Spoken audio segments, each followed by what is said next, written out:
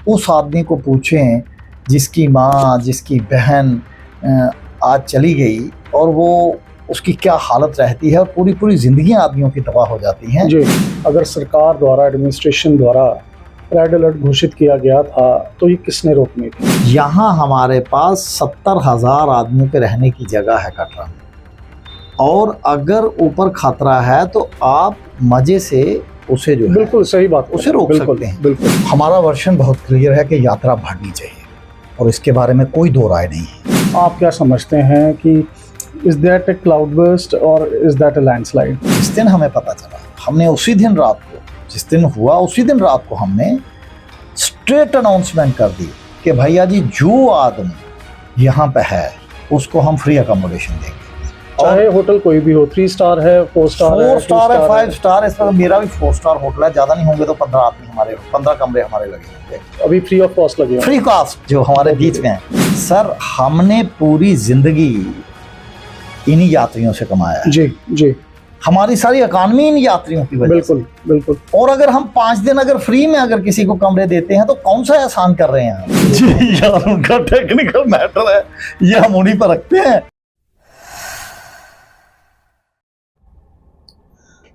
नमस्कार, NH1 news देख रहे हैं आप और मैं हूं हिमांशु शर्मा। 26 अगस्त 2025 और उसके बाद से लगातार जो खबरों का सिलसिला है वो जारी है। आखिर वो जिंदगियां जो खत्म हुई, जो श्री माता वैष्णो देवी के दर्शन करने जा रहे थे या दर्शन करके आ रहे थे, उसका जिम्मेदार कौन है? श्राइन बोर्ड कहता है कि इट्स अ नेचर फ्यूरी। सिरे से उन्होंने मीडिया रिपोर्ट्स को भी खारिज किया है, लेकिन जो उस दिन हुआ, क्या हम उसको एक criminal neglect on behalf of shrine board बोल सकते हैं या नहीं? इस पर बात करने के लिए हमारे साथ राकेश वजीर, जो प्रेसिडेंट हैं कटरा रेस्टोरेंट और होटल एसोसिएशन के। राकेश जी, स्वागत है आपका NH1 न्यूज में। प्रणाम, जय माता। राकेश जी, पहला सवाल ये पूछूंगा, would you call this a nature fury or would you call it a criminal neglect by shrine board? देखें, जो भी रहा हो, मगर चीज़ ये है कि हमें ऐसी चीज़ों को जितना हो सके उनको बचाने की कोशिश करनी चाहिए। और मैं तो उन आदमियों में हूँ कि जो चीज़ हुई उसके ऊपर तो एक मंथन है और उसके ऊपर तो करना ही है, और ये नहीं होना चाहिए था। जान एक भी जाना बहुत बड़ी बात है। बिल्कुल। और साहब उस आदमी को पूछें जिसकी माँ, जिसकी बहन आज चली गई और वो उसकी क्या हालत रहती है, और पूरी पूरी ज़िंदगी आदमियों की तबाह हो जाती हैं जी। तो ये तो एक बहुत बड़ी बात है। तो इसके ऊपर तो कोई, मतलब मेरे जैसा छोटा सा आदमी तो कोई टिप्पणी भी करे तो वो भी कम है, मगर इससे सबक सीखते हुए हम चीज़ों को करने की ज़रूरत है। हर बार जब भी हमारी मीटिंग होती है, देखिए पहले हमारे यहाँ, और मैं इसलिए भी कह रहा हूँ कि इन चीज़ों को देख के अगर आगे भी हमें सबक लेते हुए चीज़ें अगर करेंगे तो बेहतर होगा, नहीं तो ऐसी चीज़ें होती रहेंगी और ये अच्छी बात नहीं है। देखिए पहले क्या होता था, ये माँ वैष्णो देवी की यात्रा आज से नहीं हो रही, ये लगभग आप देखते हैं, मैं भी आज 50 से ऊपर का हो गया और मुझे भी देख रहा हूँ कि उससे कहीं पहले से यात्रा चल रही है जी। सर, हमारे यहाँ एक सिलसिला होता था कि अगर कहीं मौसम ख़राब है तो वो के यात्रा रोकी जाती थी। फिर उसके बाद क्या होता था कि एक यात्रा की फिगर रिस्ट्रिक्ट होती थी और उसके ऊपर आपको कच्ची पर्ची मिलती थी और आप मज़े से कच्ची पर्ची ले लेते थे, चाहे 2 दिन, 1 दिन के बाद आपका नंबर आता था, फिर आप जाते थे। फिर कितनी यात्रा जानी है वो रिस्ट्रिक्ट होती थी। तो अभी कुछ एक सालों से जो भी हम कहें वो थोड़ा सा उसमें कोई थोड़ा चेंज हुआ, तो मुझे लगता है कि ये नहीं होना चाहिए। इन चीज़ों के ऊपर बड़ी गंभीरता से देखते हुए इस पे काम होना चाहिए। यही राकेश जी, यही एक सवाल है कि यात्रा अगर रोकनी थी, अगर सरकार द्वारा, एडमिनिस्ट्रेशन द्वारा रेड अलर्ट घोषित किया गया था तो ये किसने रोकनी थी?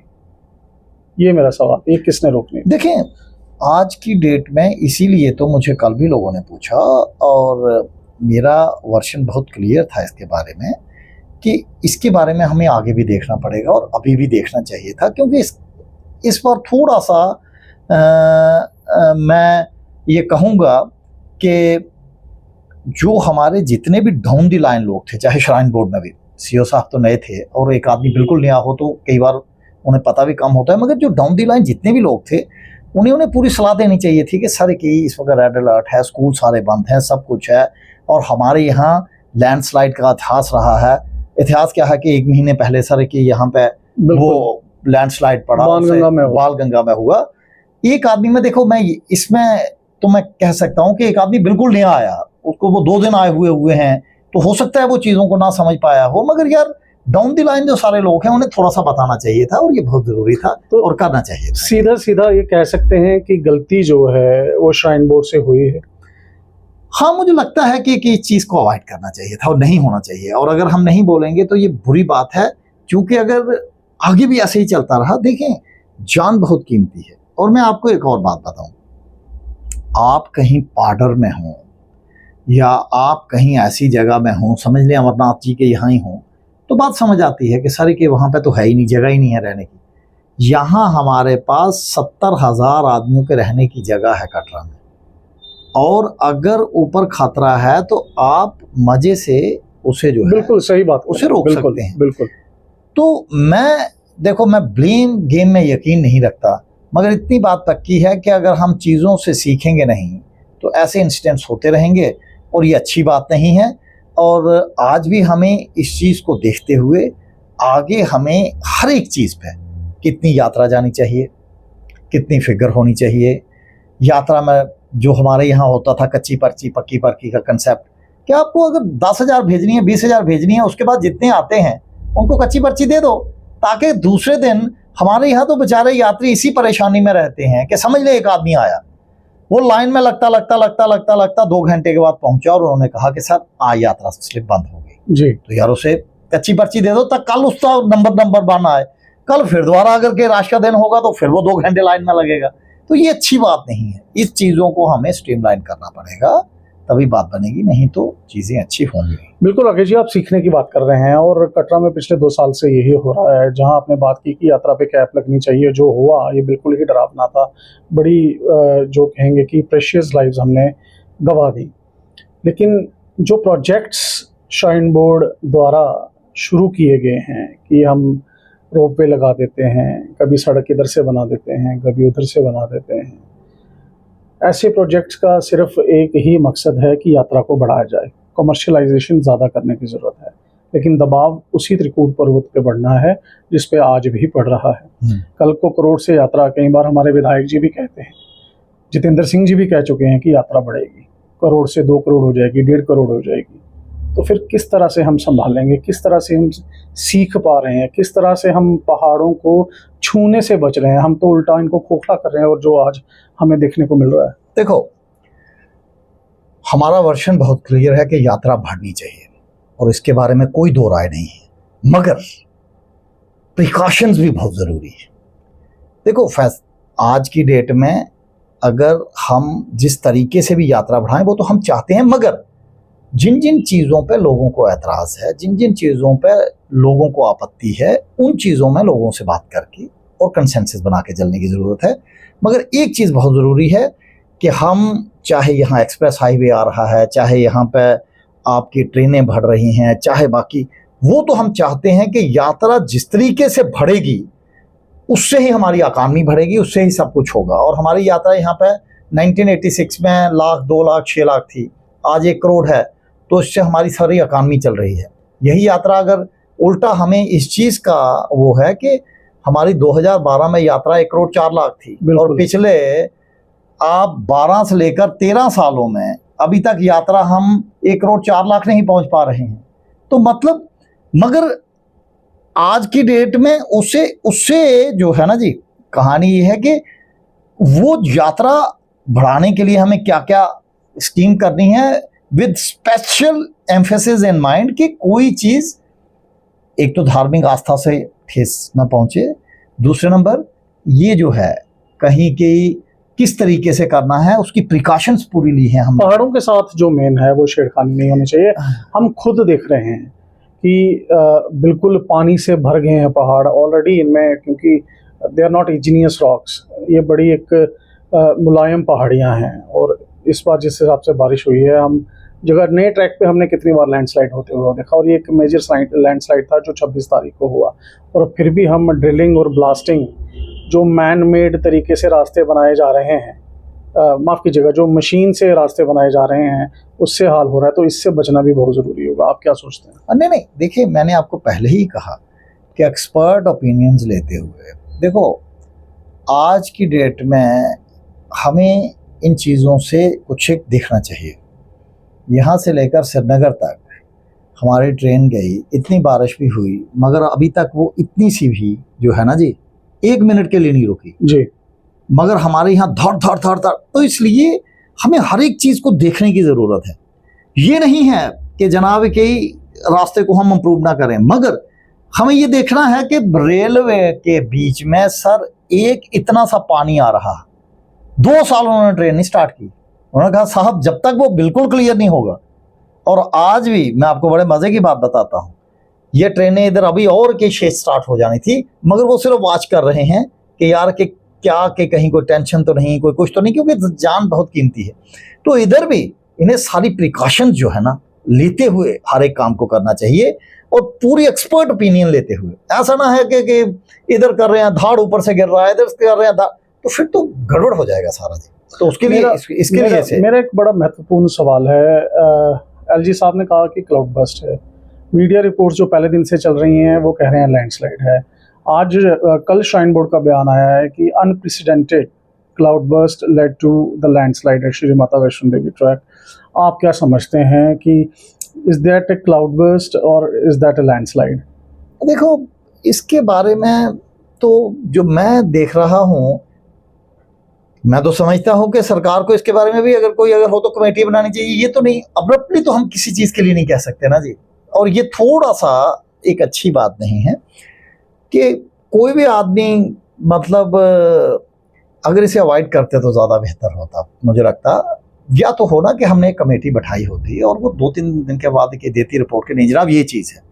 मतलब एक झटके में जो आ रहे हैं, कुछ लैंडस्लाइड कह रहे हैं, कुछ क्लाउड बस्ट कह रहे हैं, तो मतलब ये अच्छी बात नहीं है। देखो जब तक रिसर्च मैटर हो ना, जब तक हम उधर मौके पे देखें ना, जब तक हमें ये पता ना चले कि क्या हो रहा है, तो इतनी देर तक मुझे लगता है कि किसी फाइनल ओपिनियन पे पहुंचना अच्छी बात नहीं है, और किसी को भी नहीं बोलना चाहिए, जो मेरी एक पर्सनल राय है। As the native of Katra and as president of Hotel and Restaurant Association Katra, आप क्या सोचते हैं कि श्राइन बोर्ड को एक apologetic मैनर से आगे आना चाहिए था, या फिर इस तरह से आना चाहिए था कि उन्होंने सिंपली कह दिया कि मीडिया रिपोर्ट्स जो हैं वो गलत हैं और हम इसको एक नेचर फ्यूरी मानते हैं, क्योंकि हमने वेदर रिपोर्ट्स को बिल्कुल फॉलो किया था, हमने यात्रा भी बंद की थी। किस तरह से आप इसको देखते हैं? देखिए आज की डेट में मैंने उनका वर्शन देखा नहीं है, और उनका वर्शन लिया है तो मुझे उसका मालूम बिल्कुल भी नहीं है।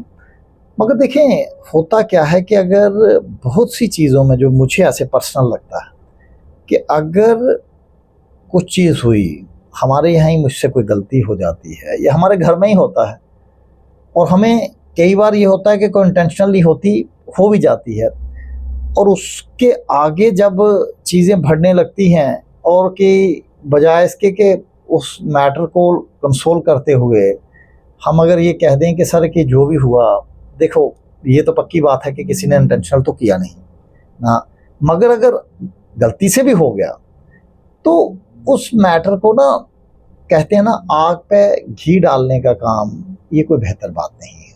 उसे अगर ठीक तरीके से अगर हम के सब्स्टिट्यूट तरीके से अगर लोगों से अगर हमें सॉरी भी करना पड़े तो कोई बुरी बात नहीं है, अच्छी बात है, क्योंकि उन लोगों को जिनकी जाने गई होती है ना जी, उनको लगता है कि नहीं यार ये कोई अच्छी बात नहीं हो रही। और हम हर एक आदमी कटरा का, देखिए कटरा बहुत सेंसिटिव जगह है, और हमारी पूरी इकानमी जो है ना जी वो इन यात्रियों से चल रही है।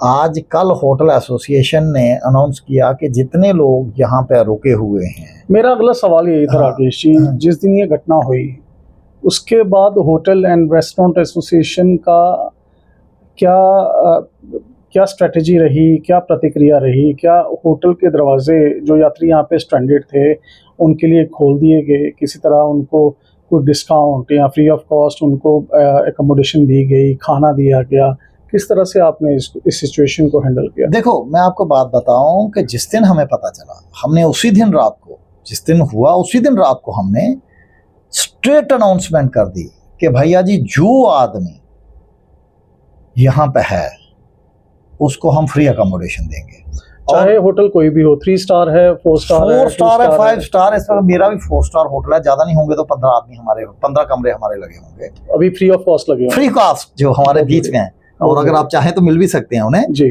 तो कहानी ये है कि रिस्पेक्टिव ऑफ, हमने तो स्ट्रेट कहा कि भैया जी जहां जाएं, रिसेप्शन पे जाएं, उन्हें कहें सारे के होटल एसोसिएशन ने कहा है, और ये भी हमने कहा कि हो सकता है कि यार किसी का होटल फुल हो, तो एक कंट्रोल रूम नंबर दिया हमने 9596002222। हमने कहा सिर्फ फोन करो ना, आपको किसी से आर्ग्यू नहीं करना है, किसी का होटल अगर फुल है आर्ग्यू मत करो, उधर से फोन करो कि सर के हम इधर आए हैं, इनका होटल फुल है, हम आपको इक्विवेलेंट होटल देंगे। तो आज की डेट में, मगर बात यहां से चली थी, हम कोई एहसान नहीं कर रहे सर, हमने पूरी जिंदगी इन्हीं यात्रियों से कमाया है। जी जी, हमारी सारी इकॉनमी इन यात्रियों की वजह बिल्कुल से। बिल्कुल। और अगर हम 5 दिन अगर फ्री में अगर किसी को कमरे देते हैं तो कौन सा एहसान कर रहे हैं हम? कोई एहसान नहीं कर रहे। हम खाना भी फ्री में देते हैं, मगर यहाँ पे लंगर लगे हुए हैं, अलग अलग जगहों पे लंगर लगे हैं, तो हमने कहा फिर वो डुप्लीकेशन करने की कोई सेंस नहीं है जी। मगर आज हमें इस बात की खुशी है कि हमारे जितने बड़े बड़े होटल हैं, जिधर 10-10 हजार के भी कमरे हैं, अब हमारे होटल में भी 5 हजार, 6 हजार, 8 हजार के कमरे हैं, मगर हमें खुशी है लोग आ रहे हैं। मुझे अभी कि बाहर का इंसिडेंट में बताता हूँ, एक गेस्ट जब अंदर ही घुसे तो उन्होंने पढ़ा था, तो उन्होंने कहा जी हमें फ्री कमरा चाहिए, तो उन्होंने कहा जी ठीक है। उन्हें यकीन नहीं हुआ कि यार कि ये देंगे भी बाद में कि नहीं जी। तो फिर वो कहते मगर बाद में कहीं गड़बड़ तो नहीं होगी तो उसने कहा सर कोई गड़बड़ नहीं है, आप जाए, आप कहो तो पहले डरा हुआ यात्री, डरा हुआ। देखो हर हम भी जाते हैं बाहर, अब ली मेरिडियन में मुझे कोई कहे कि यार कि फ्री में, मैं कहता हूँ बाद में मुझे 20,000 का बिल दे दे, बाद में जेब में ही ना हो तो गड़बड़ होगा जी। जी, जी तो इसलिए वो मैं उनका रिएक्शन देख रहा था, फिर मैंने इंटरव्यू किया, मैंने कहा जी हम कोई आप पे एहसान नहीं कर रहे, ये होटल जो है ना जी, ये आप ही लोगों ने बनवाए हैं, नहीं तो राकेश वजीर की कोई औकात नहीं है। राकेश वजीर अगर किसी और जगह होता, कहीं रनसू में या कहीं पोगल परस्तान में, तो ज़्यादा से ज़्यादा दुकान बना लेता है एक अच्छी करियाने की। तो कहानी ये है कि इन्हीं लोगों का दिया हुआ है, हम कोई कुछ नहीं किया हुआ। तो मेरी बाकी भी, मगर मुझे इस बात की बड़ी खुशी है हिमांशु जी, हमने इस बात को अनाउंस किया और जल्दी थी, मीटिंग कर नहीं सकते थे, तो हमने ग्रुप में पहले एक डाला कि ये करना चाहते हैं, तो लोगों ने कहा करो, फिर हमने अनाउंस किया, अरे सर इस वक्त मेरे पास ज़्यादा नहीं होगी तो 600 कमरे ऐसे हैं जिनका मेरे पास लोगों ने के मैसेज भेजे हैं कि सर मेरे 40 कमरे, मेरे 30 कमरे, मेरे 20 कमरे, आपके जिसको भेजो। उनका कहना ये था कि अगर कोई होटल वाले को अगर टेंशन है, उसका बुक है, उसका ये है, उसका काम उसने लगाया हुआ है, तो कोई मना ना हो के वापस ना जाए। मतलब विपदा में एवरीबॉडी रिस्पोंडेड पॉजिटिवली। पॉजिटिव। बहुत बढ़िया।